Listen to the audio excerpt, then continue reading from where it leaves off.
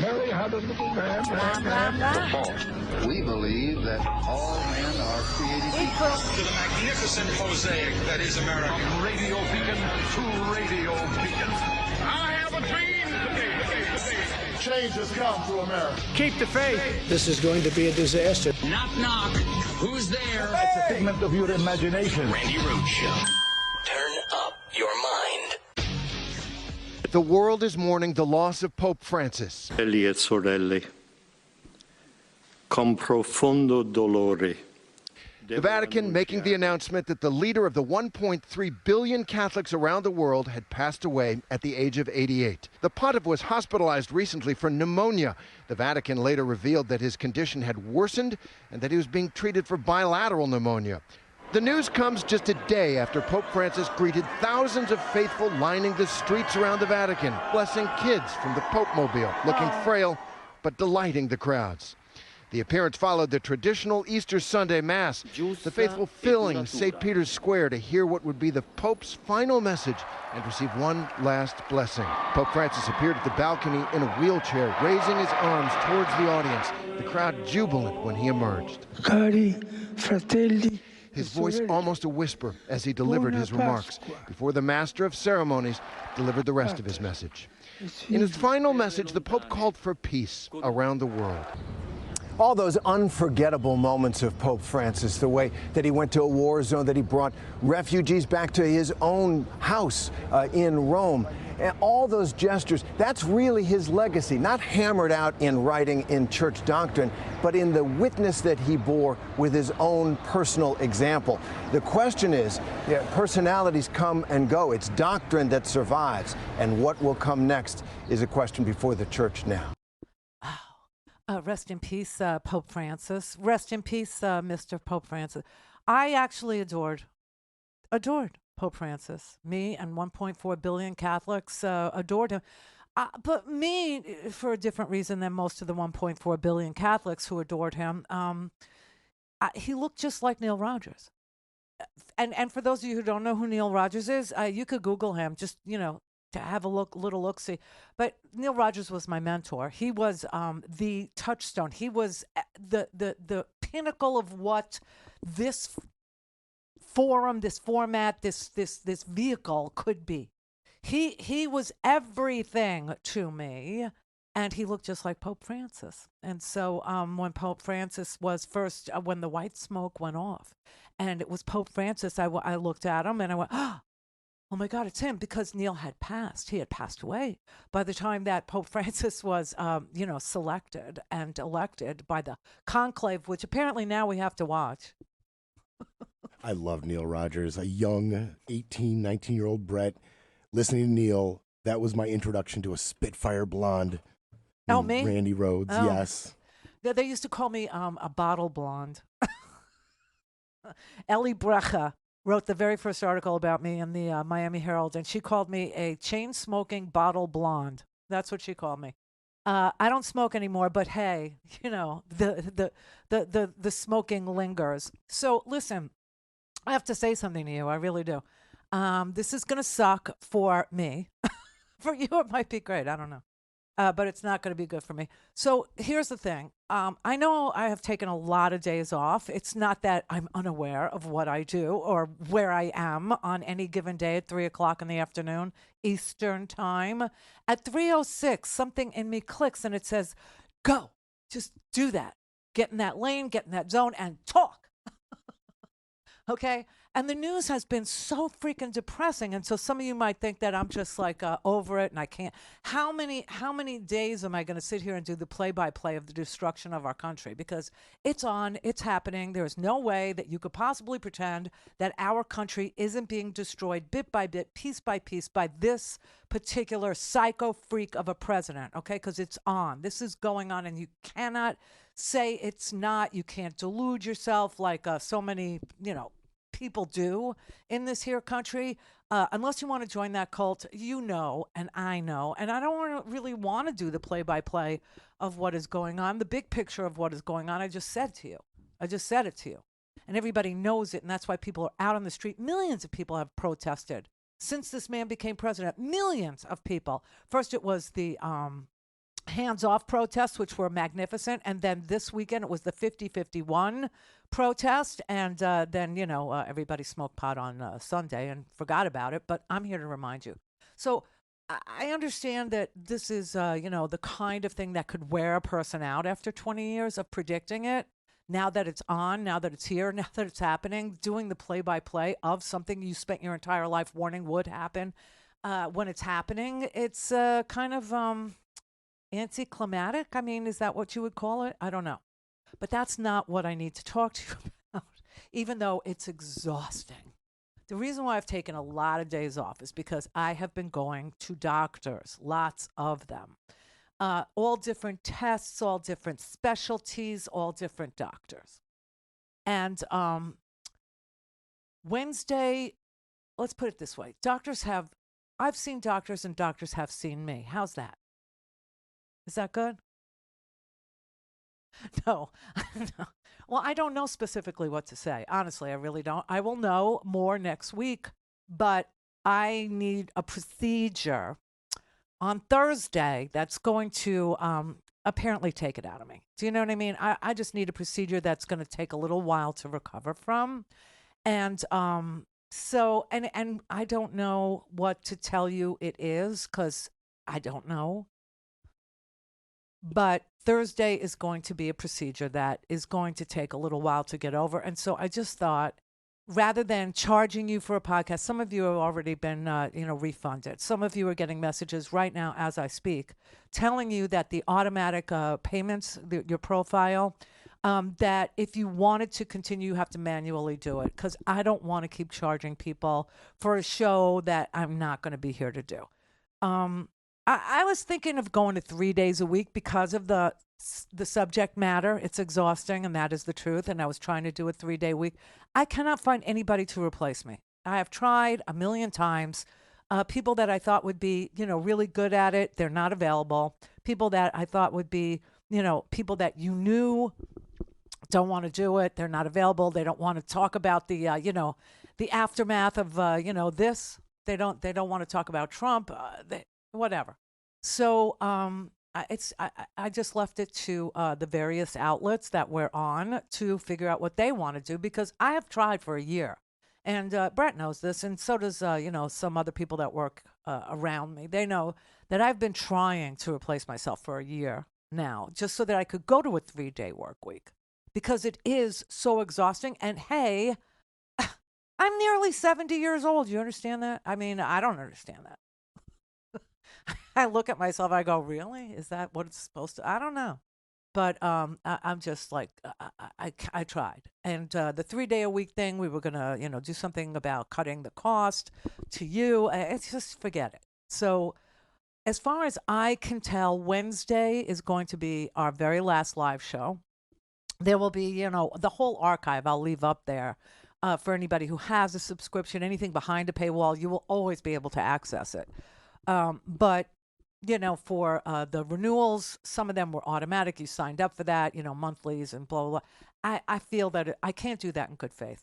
And I am a person that's extremely honest, despite what MAGA calls me every day. And so we're trying to fix it on the website. So obviously you can't buy a stinking podcast anymore. But also to stop the automatic payments for people who do it monthly. So that's where we are. As far as where this country is, we can discuss, we could talk about it, but it's not on the upswing. Let's put it this way. It's just not looking great. Now, are people starting to wake up again and not be cowed by being called woke? Maybe. Maybe, because when I said we need to wake up, people on the other side said, oh, that's just woke. I don't know what that ever meant as a pejorative, but you need to wake up, because it's really up to us, just us. And I mean this audience, just us. That's it.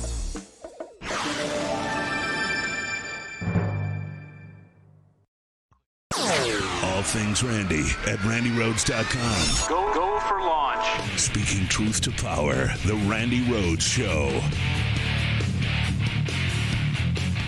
In an Easter message to his critics, President Trump blasted what he called radical left lunatics who says want to allow gang members into the U.S. The blunt message comes after a Supreme Court ruling that temporarily blocks the deportation of a group of Venezuelan migrants using an 18th century wartime law. They are currently in custody at a detention center in northern Texas. The law was used to deport Kilmar Abrego Garcia and hundreds of migrants who the White House claims are gang members. Maryland Democratic Senator Chris Van Hollen met with Abrego Garcia in El Salvador. I would think that conservatives and libertarians would recoil at the idea that someone has lost his liberty without due process. That's my focus. My focus is not on one man. Thousands gathered across the country this weekend to protest Trump administration policies, including outside the birthplace of American democracy in Philadelphia. People are concerned about their immigrant family members. People are concerned about the state of this nation. The White House says it is following the law. The length of due process is not the same under the Alien Enemies Act. That's why the Alien Enemies Act was created. In a court filing, the Trump administration is asking the Supreme Court to dissolve its emergency order to allow lower courts to consider the case. I mean, this is the most bizarre place I've ever seen this country. I've never seen this country deny people due process. I've never seen, this country say, we don't want to charge people.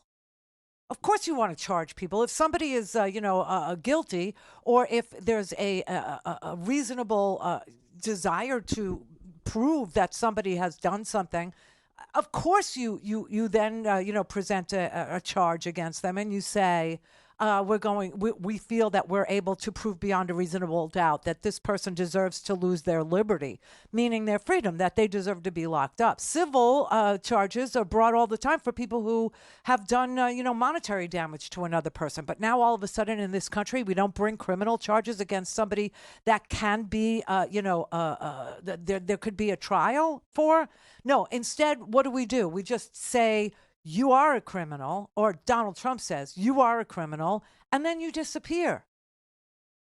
What the hell are we supposed to do with that as a freedom-loving country, as a democracy? Well, I'll tell you something. The courts know what to do with it. A long time ago, that I was sued by a defense contractor based on the fact that I was talking about torture happening in Abu Ghraib prison. And that there were defense contractors in Abu Ghraib prison who were sort of passing themselves off as, these, CIA dudes or, deep government operators. And they were bossing around a bunch of, low-ranking reservists. I was a low-ranking reservist. And so I had a lot of sympathy for what was going on with those people. And I just couldn't stand by and say nothing because they were being locked up for, abusing the prisoners when the abuse became public.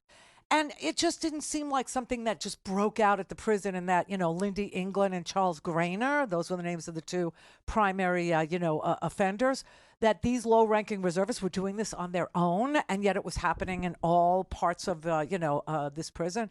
So I started digging into the story, blah, blah, blah. Okay, so the end of the story is that I got sued by defense contractors, billion-dollar defense contractors sued little old me, and I had to defend myself, okay, against an $11 million ask. They wanted me to pay them $11 million in damages.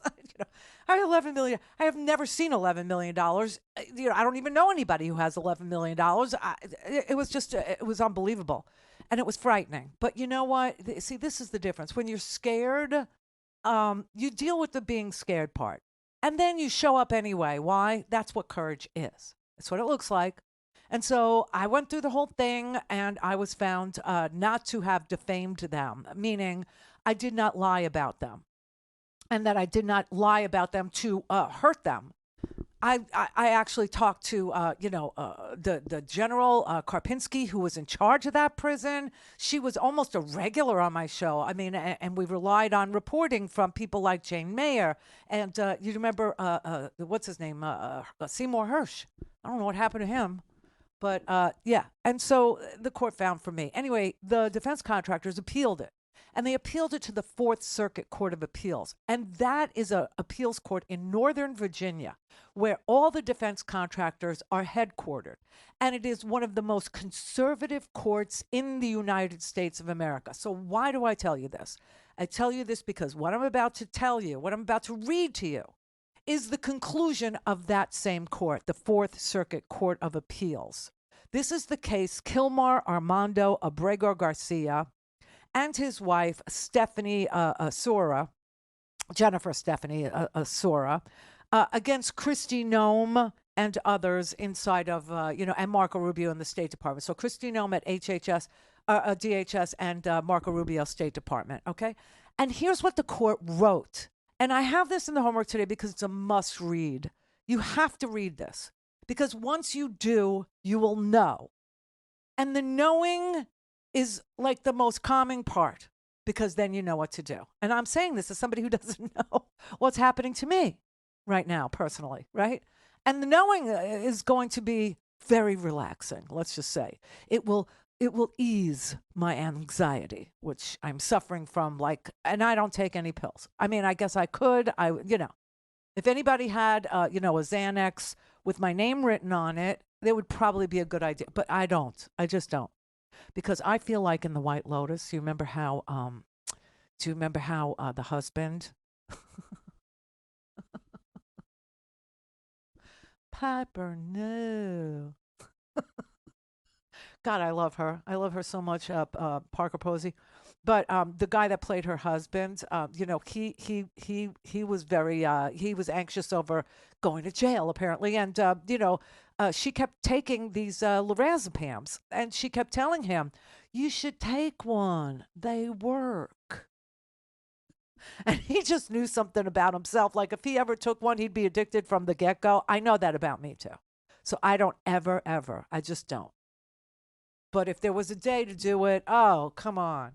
But anyway, here's what the court wrote. I shouldn't really start it now because we won't have time. I should take a couple calls and then go through to the other side of the break and then read you this because you need to know.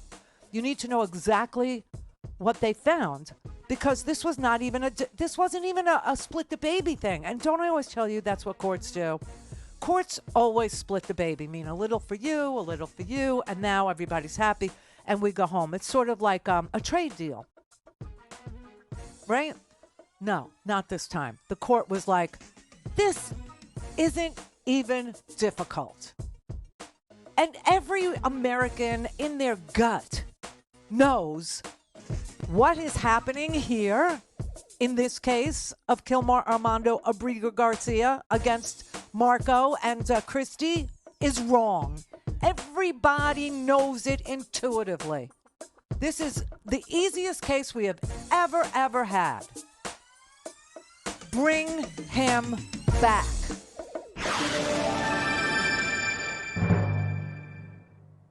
Call in, connect. To speak to Randi, call 561-270-3844. 561-270-3844. All right, let me do this. Barbara in Tulsa.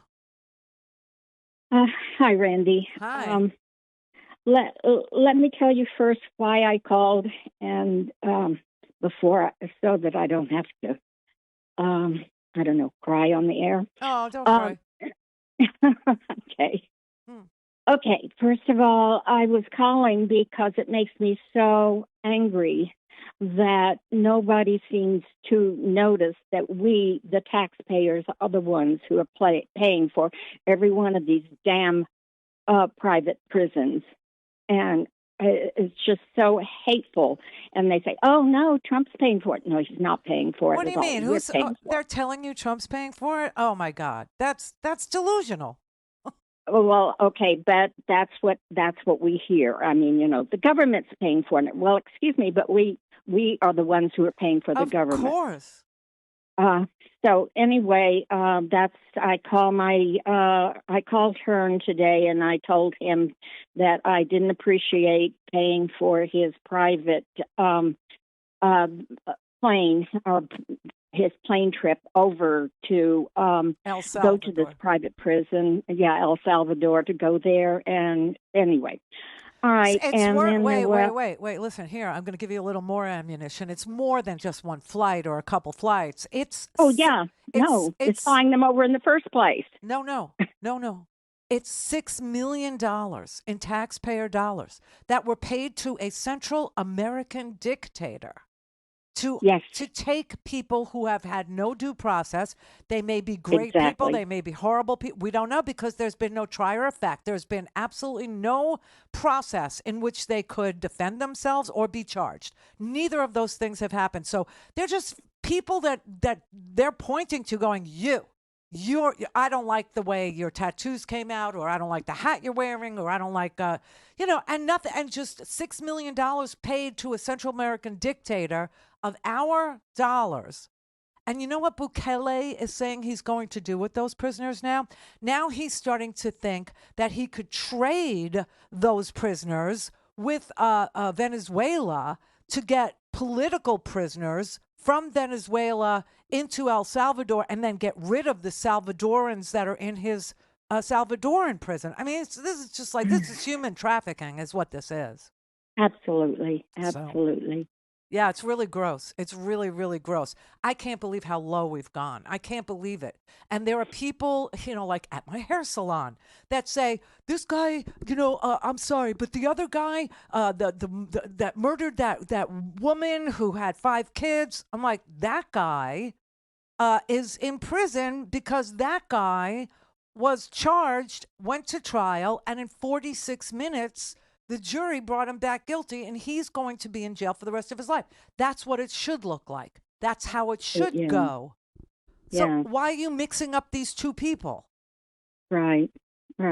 So, really sad. But add the $6 million to your next time you talk to somebody in Tulsa about this. Okay, but before I'm off the air, I want you to know that I have been listening to you since the Air America days, and I have been supporting you as often as I could. And I will. You were speaking to your honesty. I remember. I can't remember. It was between jobs, and you. And you.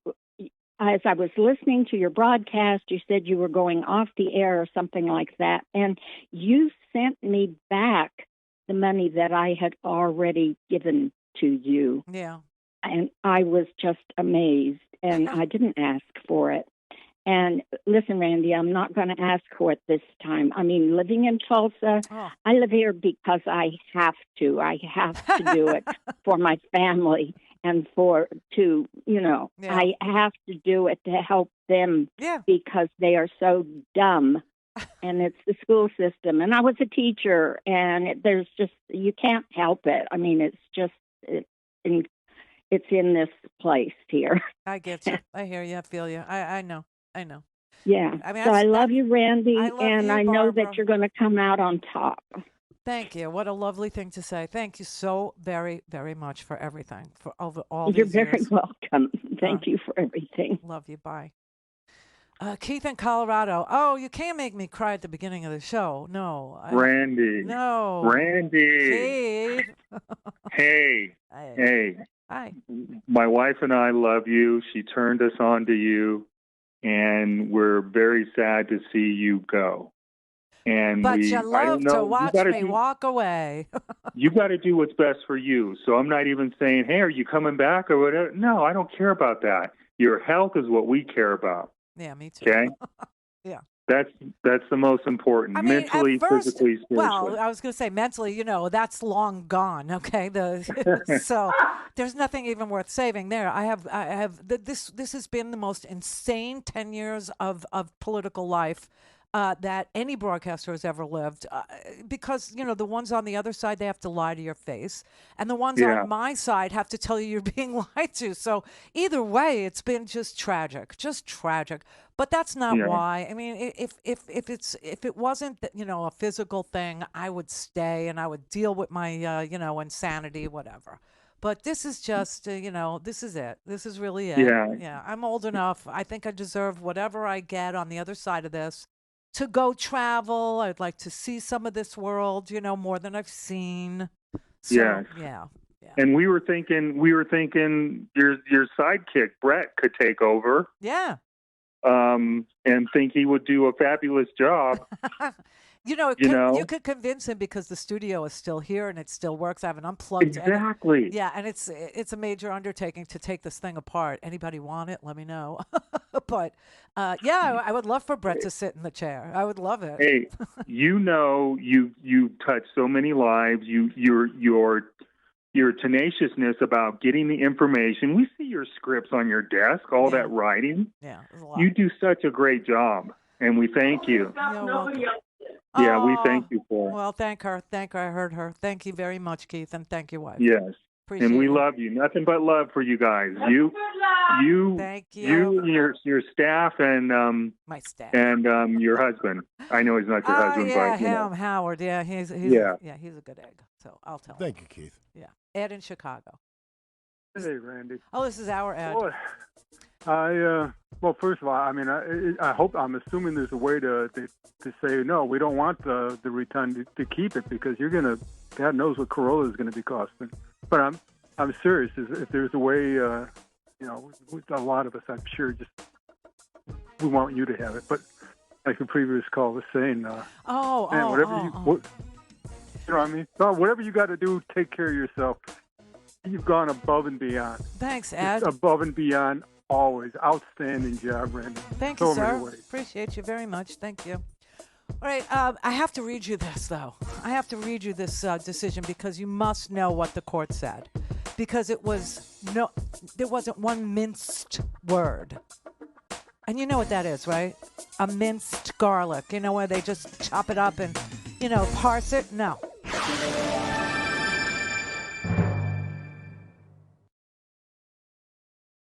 This is the Randi Rhodes Show. To speak with Randi, dial 561-270-3844. That's 561-270-3844. All right, let me start right now, okay? Because you need to hear this. This is the most amazing court decision I have ever read, and I read a lot of them. It says, this is the Fourth Circuit Court of Appeals, one of the most conservative courts in the United States. It is difficult in some cases to get to the very heart of the matter, but in this case, it's not hard at all. The government is asserting a right to stash away residents of this country in a foreign prison without the semblance of due process that is the foundation of our constitutional order. Further, it claims in essence that because it has rid itself of custody, that there is nothing that can be done. This should be shocking, not only to judges, but to the intuitive sense of liberty that Americans far removed from courthouses still hold dear. The government asserts that Abrigo Garcia is a terrorist and a member of MS-13. Perhaps, but perhaps not. Regardless, he's still entitled to due process. If the government is confident of its position, it should be assured that position will prevail in proceedings to terminate the withholding of removal order that protects him.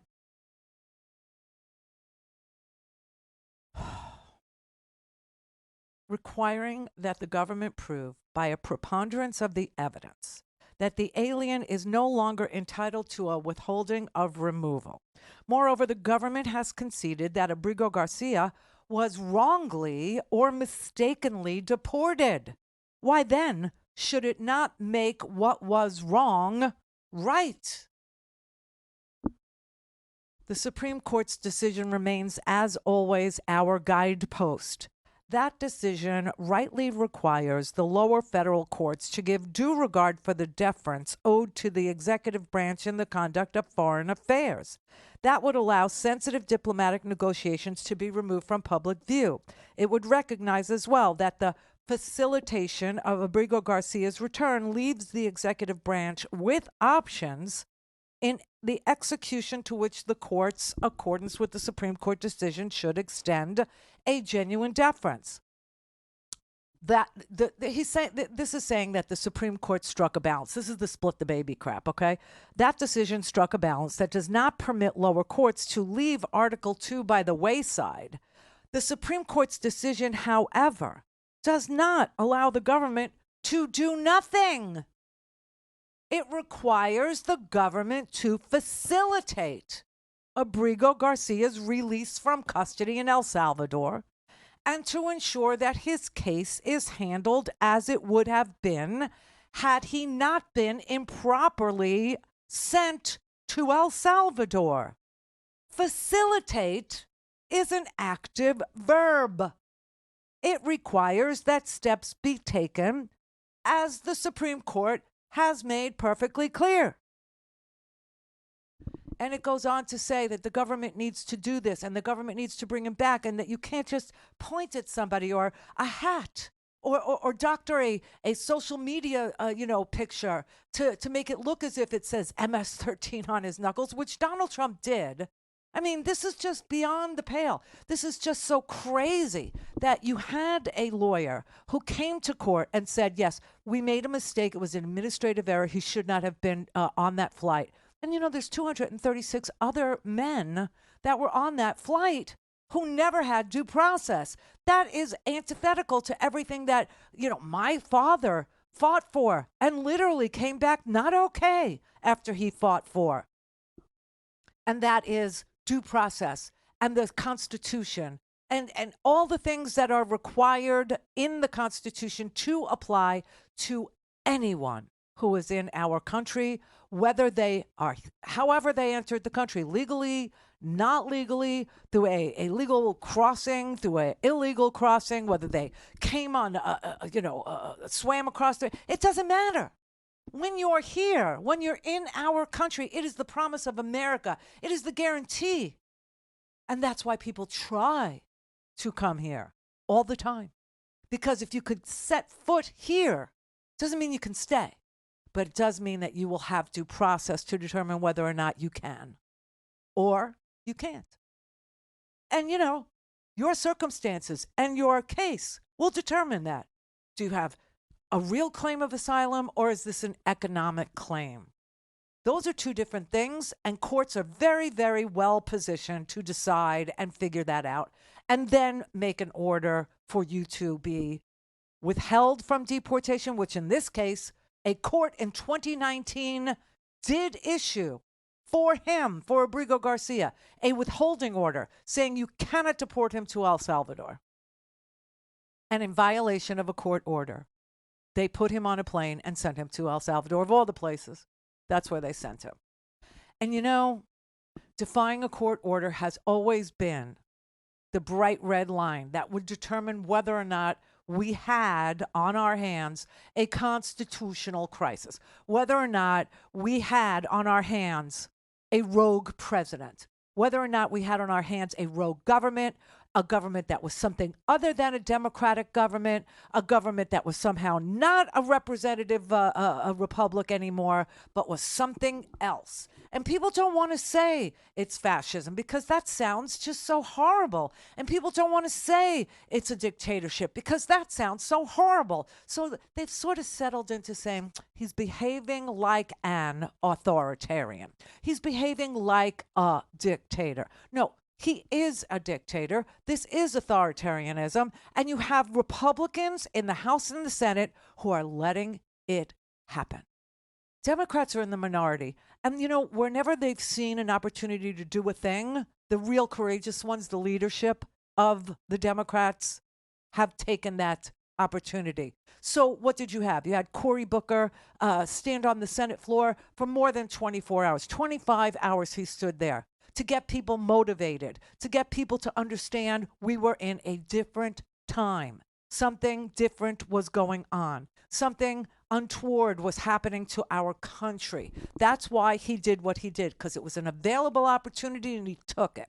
Then you had Senator Chris Van Hollen, who is one of the senators from Maryland, and he went down to El Salvador to see for himself whether or not this man was still alive and to talk to the government there and say, what evidence do you have that he's MS-13? He's Salvadoran. Do you have any evidence that he was part of MS-13? Well, no, we don't. Then why are you giving him a life sentence in a freaking concentration camp in a cell where there's 2 toilets and 80 men? Why are you doing that? Why are you penalizing people and sentencing them arbitrarily to life in prison? Because, they never come out of that CCOT center. Now, one of the things that did happen because Chris Van Hollen showed courage and went down to a scary place called El Salvador in Central America, one of the things that happened was not only did they remove him from CCOT for the visit, they tried to lie about, they sat around and had margaritas. Like, who in the hell, I don't care how Trumpy you are, do you really believe that when Chris Van Hollen got to El Salvador, that the Bukele government said, hey, let's sit, let's get him to a hotel with you to have margaritas? Like, does anybody believe that that's a thing, that we let prisoners out to meet with? Please. It was such a staged thing. It was awful. It was proof of life stuff. It was really awful. But at least he was moved out of CCOT and he was put into a prison called Santa Ana.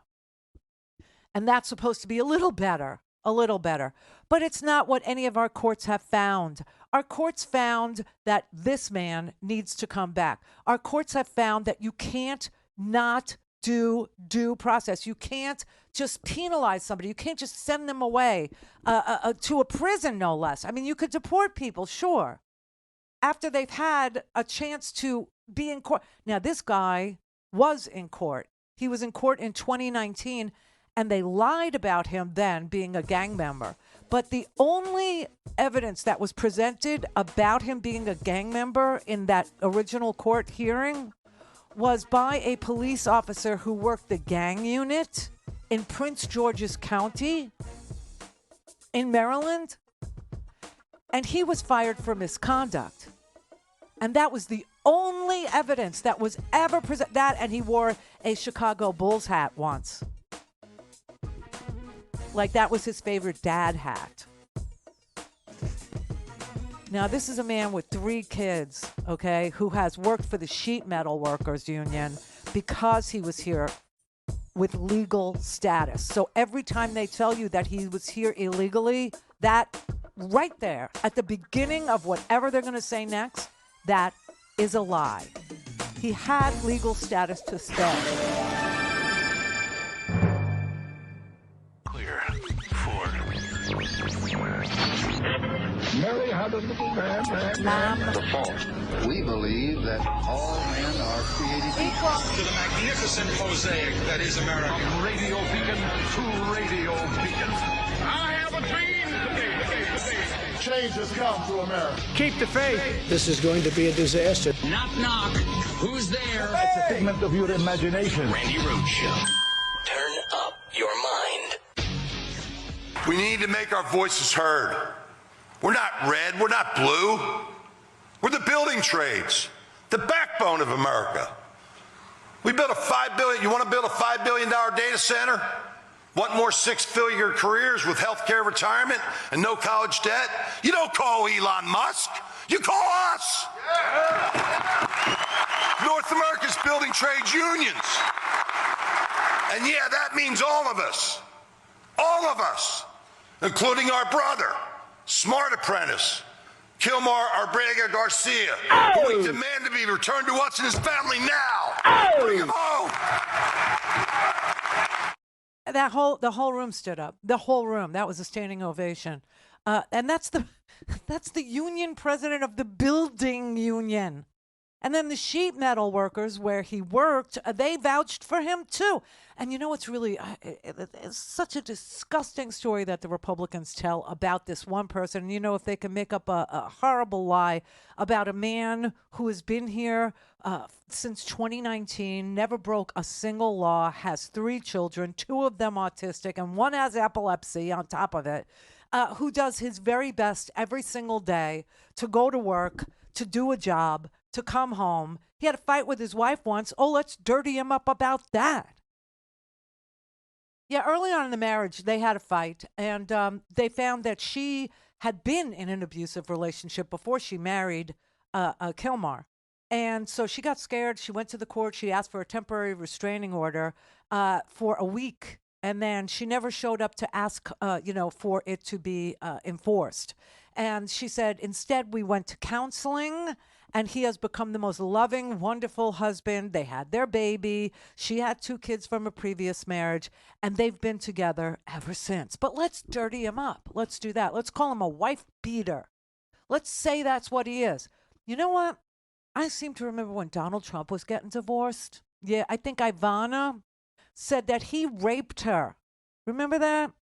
And then he buried her on his golf course. Dude, you need to be deported. Holy crap.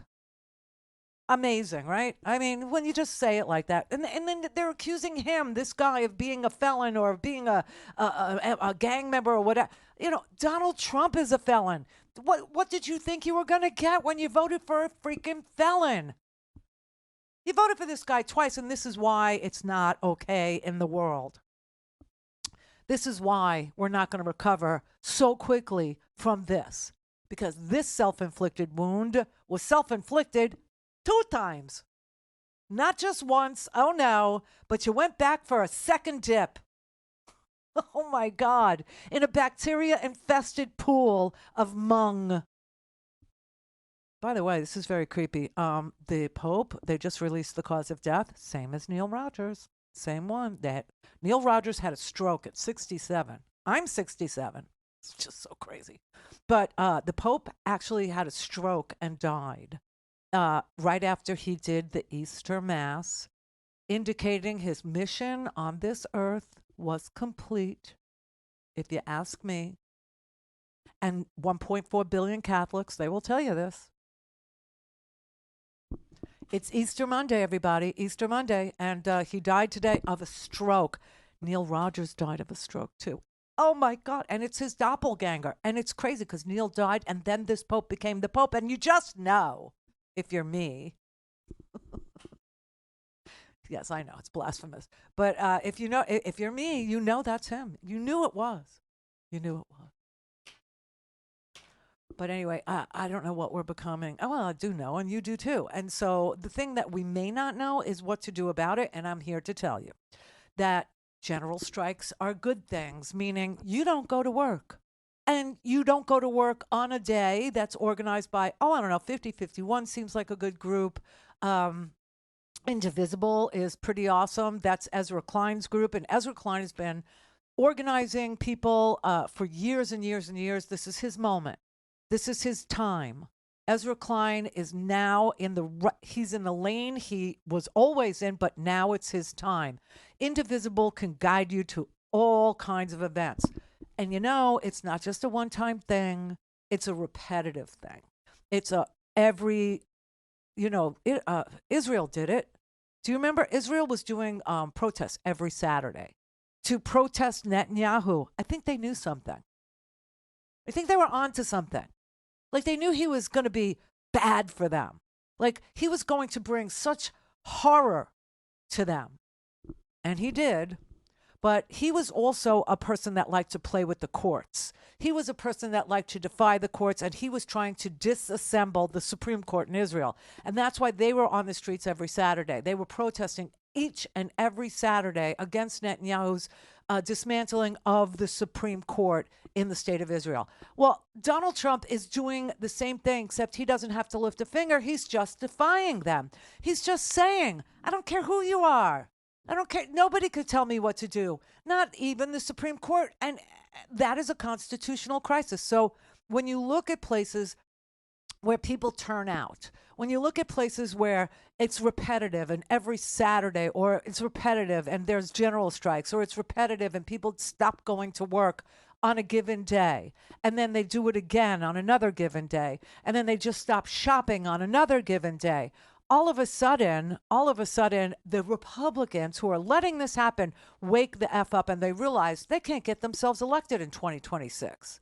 Now, what's interesting about 26 is, I know a lot of people think, well, we're not going to have an election. Well, we are.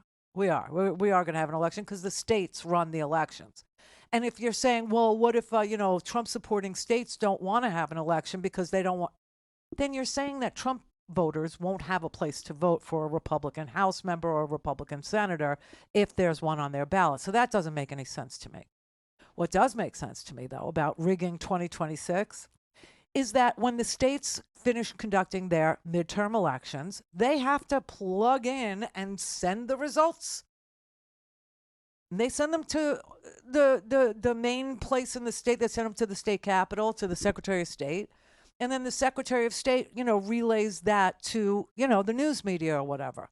I worry about the transmission of the information. That's the part that worries me. Because, Vlad said, they have elections in Russia, and people know that it's, it's kind of futile because it doesn't matter if you have the election, it matters who counts the election. And so they know he's going to get 97%, 96% of the vote because the counters are the rigged people. They're the ones that are rigging it. So it's very important right now that everybody understand that you have to repeat. It's just like, shampoo, rinse, repeat. That's what protest is. It's a repeat. The Vietnam War didn't end because of one protest. It ended because it was a movement to end that war. It ended because it was apparent to the young people in this country that it was a bullcrap war, that we were lied to about it, that we had no business being there, the domino theory was garbage. At least LBJ knew not to run again. And this was a man who gave you Medicare. This was a man who gave you the Civil Rights Act, the Voting Rights Act. And even with all that good stuff, he couldn't run again because the young people were being sacrificed at the war altar for a bullcrap war. Here's the harsh news. Gen Z isn't going to do it for us. Okay? They're not. Listen, Bill Maher, I know a lot of people don't love Bill Maher. I know sometimes you think. But he said something that was so true this Friday night. He said Gen Z isn't going to be able to handle this because they could barely handle a shift at the Cheesecake Factory. And so it's going to be up to us. This is why I say it's up to us, this audience, us. When I recover, I'll be out there too.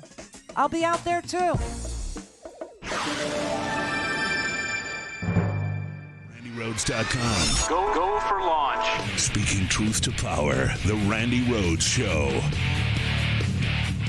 President Bukele said he was not sending him back. That's the end of the story. If he wanted to send him back, we would give him a plane ride back. But he's from El Salvador, he's in El Salvador, and that's where the president plans on keeping him. The administration maintains that Abrego Garcia is a member of the MS-13 gang without providing the evidence to support that. He and his attorney are denying that. Are you certain he's not a member of the gang? I am almost 100% certain that he is not. What gives you that certainty? Well, we've done our own check. We've talked to people that know him, and we have no indication that he's part of MS-13 at all. We've talked to the employer that he works for. They say he's an outstanding employee. They would love to have him back, should he be returned back to the United States. I know the labor movement in general sees one of their fellow brothers in a notoriously heinous situation in that prison. And it has people upset, scared, and that's why I think it's gaining so much steam. Our union is founded on due process. We want our brother Kilmar to come back and get his due process, be reunited with his family, and let the courts take care of it from there. I mean, these are the unions that are vouching for him. These are union bosses, sheet metal workers, the builders union. Bring him back. And the whole room stood up. The whole room gave him a standing ovation, the president of the builders union. I mean, and here's another guy. Okay, so there's another guy who is also a green card holder, meaning legal resident of the United States of America, master's degreed Khalil, what's his name? Mahmoud Khalil. Okay, so his crime was he protested, and he protested for Palestinians. Ooh. He's now in a prison too. So we lost due process. Now we lost free speech. Now we lost universities. I will say Harvard, Harvard is a really, really elite school. And most of us, I don't know, some maybe in this audience have some, interaction with Ivy League schools or top 10 schools or whatever. I'm not one of those people, right? I'm just, I have no earthly idea what college life is or what it looks like or what it feels like. So I tried it as the girlfriend of a guy who was going to college, but I audited a couple of classes because I didn't know what to do with myself, but it was not the same. So you have this guy named Mahmoud Khalil, whose big crime was he protested, and Donald Trump is on the other side with the people of the people he protested for. Donald Trump is against the people he protested for. And this is the cynical use of something so deadly and scary that permeates this country to this day called anti-Semitism. And so under the auspices of a very cynical deployment of anti-Semitic activity, which they accuse Mahmoud Khalil of engaging in, and I do not, and I'm the only Jew among this crowd, when it comes to Trump and it comes to Mahmoud, I'd be the Jew in that conversation. And I'm telling you right now, no one was more anti-Semitic of the three participants in that conversation than Donald Trump. I mean, it's just so sick. The idea, Charlie Kirk, they invite Charlie Kirk. The guy that shot up FSU. When I was out last week, there was a shooting at Florida State University. Felt really close because even though I don't live anywhere near it, it's Florida State University. That was Jessica's dream school. That's where she wanted to go.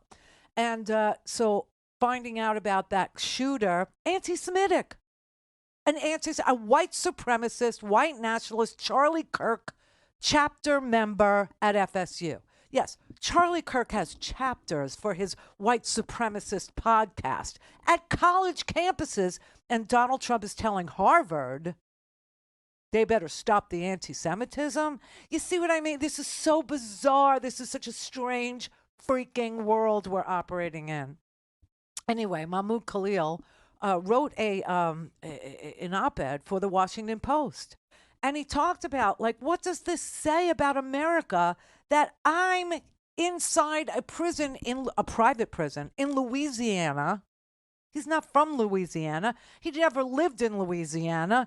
He's in a detention center. He said the sound of the rain hitting the metal roof masked the snoring of 70 men tossing and turning on hard mats in this detention facility run by Immigration and Custom Enforcement.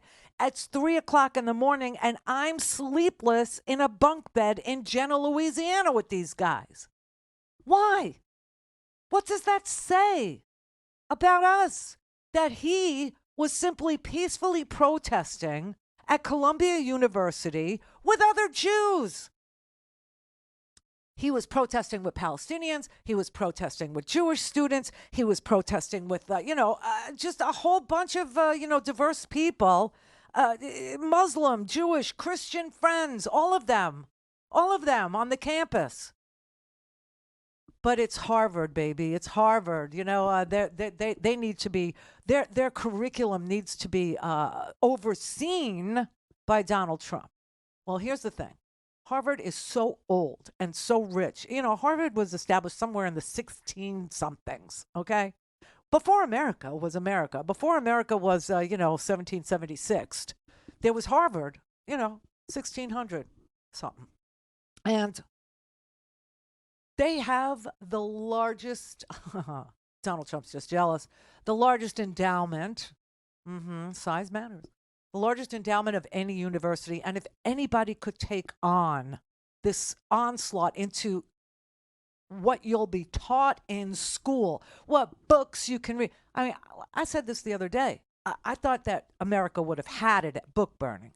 Do you know, I really thought America would have had it at book banning. I really did. I thought people would say, what do you mean you're banning books? Like, I Know Why the Caged Bird Sings? You're banning books by Maya Angelou? Really? But Mein Kampf can stay. No problem. Not an issue, not a thing. But Maya Angelou can't stay because she writes from a black perspective about what it feels like to not be free, about what it feels like to have your wings clipped or to be in a cage. But she knows why a caged bird sings. It's a beautiful book. I love her. Except for Beloved. That was very creepy. Is that my answer? I think I'm getting my my authors mixed up. Yeah. But why ban a book like that and not Mein Kampf? See what I'm saying? And it's the same thing with this with Mahmoud Khalil being spirited away in the middle. So no due process, no freedom of assembly, no freedom of speech, and now they're after universities. Guess what? No freedom of thought. You know, Rusty Warren's Bouncy Boobies is so ahead of its time. Think of the lyrics. Clear. Call in, connect. To speak to Randi, call 561-270-3844. 561-270-3844. In terms of the cutbacks in funding and for science and things like that, we do see in areas, particularly in cities that have a lot of universities and research hospitals and research institutions, we're really hearing significant layoffs and significant impacts on employment. I don't know how much that will total up to. And of course, in addition, cutting back on scientific research may have implications for economic growth, for productivity, for health, for all kinds of things. But those are very difficult to estimate in real time. Okay, that's our Secretary of the Treasury. That's the Fed Chairman, Jerome Powell. Who Donald Trump hates. He's a Donald Trump appointee. Donald Trump appointed him in the first term, okay? But Fed Chairman terms are 10 years. So he stays until, I think, May of 2026. And he is saying, sort of the secret sauce to America, secrets in the sauce, is our scientific prowess. It's our universities. It's our teaching hospitals. It's our some communities like in the South especially exist just around a university, and the entire economy of a city could be dependent, like Cornell, okay, in upstate New York, Ithaca. I mean, the whole economy revolves around that university. All of the scientific research that benefits people who need it, comes out of that university or comes out of, the National Institutes of Health. Health and Human Services, they're going after all of our secret sauce. Donald Trump's entire administration is not only taking apart our government, but it's taking apart our riches. It's taking apart the things that make us the envy of the world. Obviously, when Joe Biden was president, our economy was, say it with me, everybody, that's right, the envy of the world. Because we bounced back from COVID because of Jerome Powell and the Fed, because of Joe Biden, because of the management of our economy. We bounced back better than any other nation on the planet, and it was a planet-wide pandemic, right? And we had the economy that was the envy of the world. Now Donald Trump is there trying to literally tell people it sucked. It was a bad economy, and is trashing not just the economy, but our jewels, our treasures, the things that make America seriously great in the world, the things that make America the envy of the world, our university system, our research hospitals, our investment in science. It's an amazing thing. It's just an amazing thing. And how is he doing it? He's distracting you. He's distracting you with saying that this guy who works as a sheet metal worker and has been given legal status by courts, this man over here who is a green card holder, meaning he is a legal resident of the United States, is now sitting in a detention center in Louisiana for protesting for his home country. But Donald Trump is on the other side of the, idea that this guy is protesting. And so he must go to jail. Holy crap. If your hair isn't on fire, if you don't feel like this is a 5-alarm fire, if you don't get that everything is being burnt down to the nub, down to the ground, then I don't know. I don't think you ever will get it. And so, good for you. I don't know. You'll have a easier time. Well, it won't be easier. You'll still be, in the gulag with us, dyeing potatoes for Easter. Oh, and you saw that he broke the law on Easter, for God's sake. You can't have the White House endorsing corporate behavior or corporations or companies. It's just, we have the Hatch Act, so you can't, politic on, this is why, I know it sounds stupid, but this is why Congress members have to leave their offices to go to fundraisers. Because some of you would say, well, why do they have to get up and go to like Signature's Deli where Jack Abramoff is, holding a fundraiser for them? Why can't Jack Abramoff just walk into the office and hand them a check? Because that's a violation of our law. You can't use your government-given trappings, your offices, your White House, your congressional office, your Senate office. You can't use that to fundraise. You have to leave. You have to leave the office. Donald Trump had Amazon and, big corporations sponsor events today. Today, he didn't want it on Easter Sunday. He wanted it on Easter Monday because he wanted everybody to see that he's doing it. Otherwise, you might have been in church, or otherwise you might have watched services on TV, or otherwise you may have listened to the Pope yesterday, or, So he did it today. So you would know he's breaking the law. And what are you going to do about it? You see what I mean? This is the obnoxious schoolboy bully that we have, who just stands there and dares you to do something about it. But I'm telling you, the only thing that works is movements. The only thing that works is repetitive. The only thing that works is doing the same pushback over and over and over and over to make the message very clear. We are not, it's like, that's why I keep saying, go watch Network. It's not that you need to write your congressman anymore, because they know. What they don't know is that they can't win with this message. That's what they don't know. They're betting that they can. And that's a bet we need to take them up on. Because they can't. Because the economy is crashing. Because our freedoms are being plucked away from us one at a time. It started with autonomy, and it was just women. So who gives a oh, God, I almost said it. Who gives a crap about women? Screw them. Well, that's what causes the problem in the first place, but okay. And so you let them get away with that. And then they reached in and they said, okay, we're going to try for something else. We're going to deport all these criminals. Donald Trump's little story that he tells himself that, nations across the planet emptied their prisons and sent you the worst of the worst. They ran out of the worst like on day one.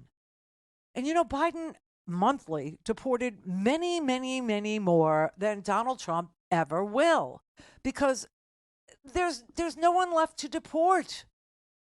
That's violent. Everybody that's still here is not violent. And Donald Trump is doing this for one simple reason. Pay me. What do I mean? Well, let's say you're in a meat packing plant, okay? Let's say you own a meat packing plant. Let's say you're, I don't know, Tyson Chicken, or you're Hormel, or you're, whatever, big company. So you have to now pay Donald Trump at the Easter egg roll for a waiver so you can continue to employ people who aren't here legally. So you can continue to pay the lowest waged person available for your factory. And he's sitting there going, hey, factory life is great. Everybody's going to love when I bring back factory. First of all, he's not bringing them back. And second, robots are going to work there. You understand? Definitely not Gen Z. Clear. Fatality. This is the Randi Rhodes Show. To speak with Randi, dial 561-270-3844. That's 561-270-3844. So here's another little thing that they're doing, which is just really, this is disgraceful. I guess we could talk about it tomorrow more because it's really important. Besides for losing our rights, which I think is like at the top of the totem pole. There's this thing going on inside of the Social Security Administration where Elon Musk is putting immigrants' names on the death list, as if they were dead. They're not dead. They also don't qualify for Social Security or any of those things. However, it will crash their financial life because banks, where you might have a checking account or a driver's license in states that allow it, with like some sort of a designation that says that, you're a green card holder or you're not, but you can drive. That all ends, okay? That is financial death of a human being. And if it works for immigrants, well, then why not for people Donald Trump doesn't like? I mean, look at this guy, Mahmoud Khalil. He is a green card holder. He is an American legal resident. Just like this far from being naturalized. And I don't know if you heard about the guy who was at his, he was at the last step before, you actually get, citizenship. And they arrested him there. Now, if Donald Trump is willing to spirit people away and shove them into gulags, I mean, how big of a deal is it for him to tell, coders that work for Doge and the Doge bag, turn off their financial life? Just put them on the death list inside Social Security because banks ping off of it, credit cards ping off of that. You know what I mean? And if you're dead in the Social Security, if you're dead in the government, data file, then you cannot do anything. You can't do anything. And what a great retribution. What a great way to, actually strike out at somebody you don't like. Holy crap. And who are you going to call? Where are you going to go? Right. Leonard, New York. Hey there. Well, hey. We're all wishing you well. Thank you. And, if you give us your Hebrew name and your mother's Hebrew name, we can all say a little prayer, just like Dionne Warwick might. So I'm Rivka and she's Zlatka. Really? Latka, as in... I'm Rivka. Pancake? And she's Slatka. Oh, Slatka. Slatka. Got it. Right. Got it. So I just flew back down to Florida today, sitting next to two Fox watchers, husband and wife, perfect demographic, 72. And I realized once again that what we have to do is not try to change the minds of those on the opposing team. We've got to each go out and find a couple of people who didn't vote and get them involved. Ask them to vote for you. Ask them that tell them you need their help. You didn't vote before. I want to stay in touch. I want to, make sure that next time you go out and vote, if everybody of the 70 million who voted for Kamala did that, we'd have another 50 million voters. Well, it's the people that stayed home. You're right. That actually put us in this position, and it's a sin. It's a shame. And I saw it coming. I tried to tell people. No, but instead they blamed me. So, I'm like Mahmoud Khalil now. You know what I mean? It's like I was on the other side of an argument, and people didn't want to hear that. Biden was. They believe Biden was killing people. Biden was doing this. So they didn't vote for Kamala. They couldn't make themselves vote for Kamala. And that's only like 7 million, but there are another 80 million who just didn't vote as well. Yeah, but that's all that it would have taken. I mean, he won by 1%. Right, but we've got to go out and get new voters. We've got to really, they're there. There were 90 million of them last time. We've got to just go out and find a couple of them, each of us. Yeah. Each found a couple. I agree with you. I mean, it's the people that do nothing that are causing the most, difficulty here. I think that, because the economy is not improved, that I was looking at some of his polling. I hate the polling because, it doesn't mean anything to me. It just depends on who got polled and how many. Was the sample size too small? Again, size matters. But like 60% of his voters disapprove of the job he's doing on the economy. And he's out there lying to them saying, gasoline in some places is $1.98. There is no place in the United States where gasoline is $1.98 a gallon. There is not one single place. I mean, it's just like he lies constantly and tells you not to believe your own eyes. Don't believe your own experience. Believe me. And some people suspend their belief in their reality and they believe him. I have seen it up close and personal. It's creepy. Doug in Washington. Randy. Yes. Was it winter 15 when you did the Kickstarter to build the studio? That sounded about, was it winter or spring of spring? 16? I think it was spring because we built this thing. I had breast cancer when we built this thing. Well, believe me, I remember. Yeah. So in spring of 16, I got two pieces of very exciting news. First of all, I could contribute to build the studio, and I was delighted to be able to do that. Thank you. And my little community theater here was getting a national award, and my wife and I were going to have to go to New York in July to pick up this award. And so one of the first selfies I ever took was on the High Line at 3:06 on July 5th of 16 when you first went live. Is that when? And I was wearing my Randi Rhodes hat that I got from the Kickstarter. Oh, that's sweet. But, that's a good memory. But you've been a part of, I'm on the West Coast, so, for the last 9 years, it's been noon to 2. So all of my regular lunch haunts know that they have to leave me alone when I'm in having lunch because I'm on the phone with my girlfriend. Oh. And in February of 23, when I went in for a stent for congestive heart failure, I'm in line to go into the surgical suite to get my stent. I get in there, and I'm talking with the surgeon while he's doing the procedure. And I said, look, you got to get me out of here because I got to be back to my room by 12:06. Oh, my God. Yeah. So you've been with me through thick and thin. When I had to schedule radiation treatments, I said 11:30 so I can be out so we can have lunch together. Oh, God. You are committed. Well, thank you. That's so sweet. I mean, it's, the ones of us who stayed together have stayed together for about 20 years now. And that's why I came in because, I didn't really want to, come in, but I just thought, no, my audience deserves to hear it from me. My audience deserves better than just disappearing. So, because I thought about it.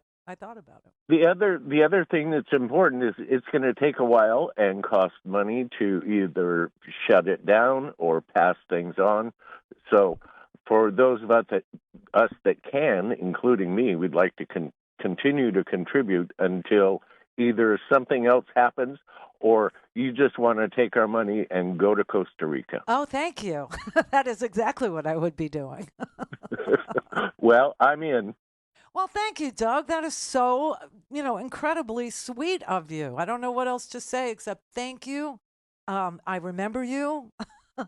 I love you. And this is why I came in, because you deserve to hear what was going on, after a long last. Because I know I've been disappearing. I know I have.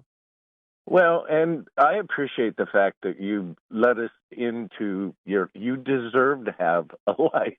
You deserve to have some privacy. Yeah. And you deserve to have some retirement. Thank you. And I appreciate your everything you've given us.